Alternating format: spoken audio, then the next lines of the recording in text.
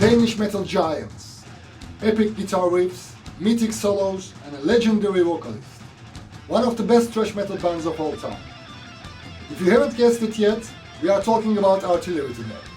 If you're already a fan, come and celebrate this epic band and their wonderful albums with us. And if you haven't heard them yet, come in and discover an outstanding band.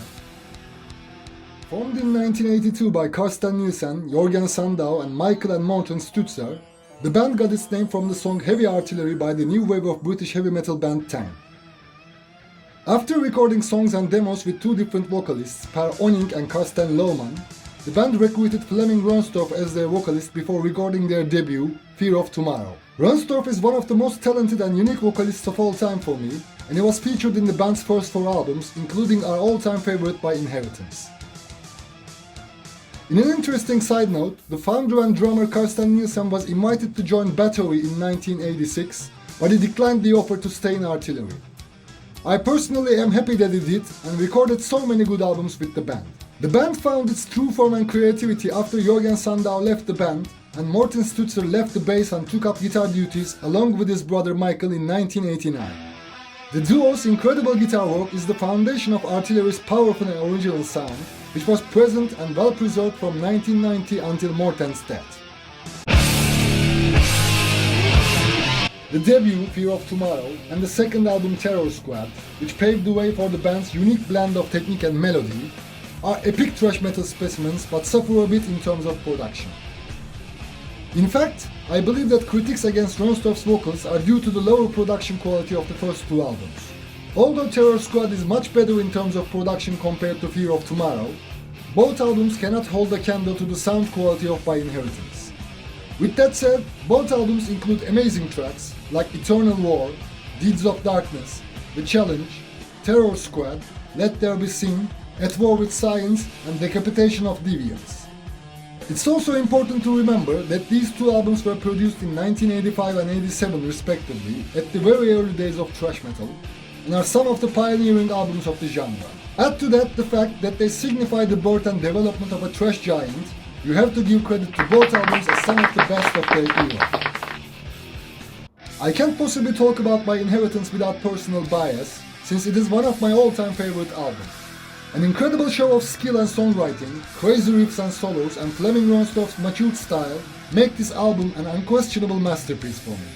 From Comaniac to Beneath the Clay, By Inheritance, Bomb Food, Don't Believe, Life in Bondage, Equal at First and Back in the Trash, the album is chock full of gems. And the only song that doesn't really speak to me in the album is actually not an Artillery song. I only wish they included another original song instead of Razamanas. Although there is a 9-year gap between the 2 albums, Back picks up almost exactly where By Inheritance left. In their last album with Flemming on vocals, Artillery kicks us once again with excellent tracks like Cybermind, How Do You Feel, WWW, Violent Greed and Back. There are only 2 problems with the album. 1. Flemming's vocals are somehow masked with a weird effect at times, and 2. The overall production quality is not at the level of By Inheritance. All in all, in a time when many classic bands went through abrupt changes in style, Artillery managed to keep the style of the wonderful By Inheritance while actually coming up with another original and unique one. After splitting up and entering another 9-year hiatus, Artillery finally came back in 2009 with When Death Comes, this time with Soren Nico Adamsen on vocals. The unique Artillery sound with usual riffs and solos is there, but the difference in vocals is quite prominent. Although Soren has a powerful voice and can deliver some very catchy vocal riffs, my ears tend to yearn for Flemming's voice in more than one song. With all that said, When Death Comes is still a very good Artillery album and much better than many other contemporary albums that got higher recognition. Songs like When Death Comes, Upon My Cross I Crawl, 10,000 Devils, Sandbox Philosophy and Not a Nightmare do justice to the Artillery brand. The second album with Soren on vocals is one of the weakest albums in Artillery's catalog for me. The album starts kind of strong with Mi Sangre, Monster and Dark Days, but loses tempo rather quickly and descends into being one of the most forgettable albums of the band. Nevertheless, most of the elements we love about Artillery are still present. The only thing lacking a bit is better songwriting, which can happen to the best of the best from time to time. In the 7th album, we see Michael Baston Dahl on vocals and Joshua Madsen on drums, replacing Soren and the founding drummer Karsten Nielsen. What can you expect from Artillery is there in abundance. Middle Eastern melodies, ultimately technical and pleasing riffs, and ass-kicking guitar solos. Dahl's vocals have more power and classic metal vibes than his predecessors, but I believe he's not a bad fit for the overall sound of the album. Legion includes very good tracks like Chill My Bones, Burn My Flesh, Godfather, Legions, Global Flatland, and Anno Requiem.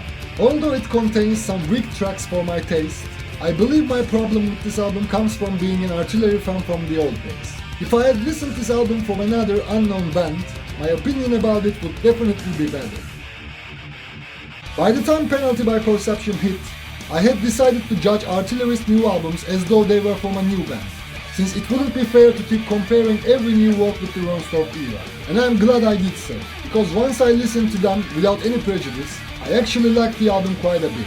Dahl seemed more in place with this album, and the songs were quite impactful. The band also changed a little bit with this album, and became more like a traditional heavy power metal band, with occasional thrash goodness.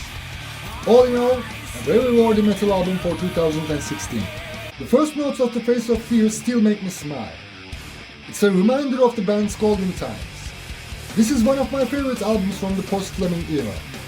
The band is more energetic than they've been in a long while, and Dahl seems to be even more settled in, offering his best vocal work in his 3 albums with the band. I see The Face of Fear as new life blown into Artillery. The only sad note about it is that it's the last album with Morten Stutzer, may he rest in peace. If you gave up on Artillery somewhere down the line, I would definitely recommend giving The Face of Fear a chance. As veterans going strong for more than 38 years, I'm happy to report that Artillery is still going strong despite the tragic loss of Morten Stutzer. In fact, the band released 2 songs in October 2020 in honor of Morten. The songs feature Fleming and Soren on vocals in addition to Dahl, and paved the way for the eagerly awaited new Artillery album. I'm anxious to see what our Danish giants will come up with next. Well, I hope you enjoyed our little tribute to Artillery. Please let us know what you think of the band in the comments below. Also, please don't forget to like the video if you liked it, subscribe to our channel and turn on the notifications so you don't miss our next videos. Your support means the world to us. See you in our next video. Until then, keep the horns up and stay metal. You're one of a few, neglected by men. You're one.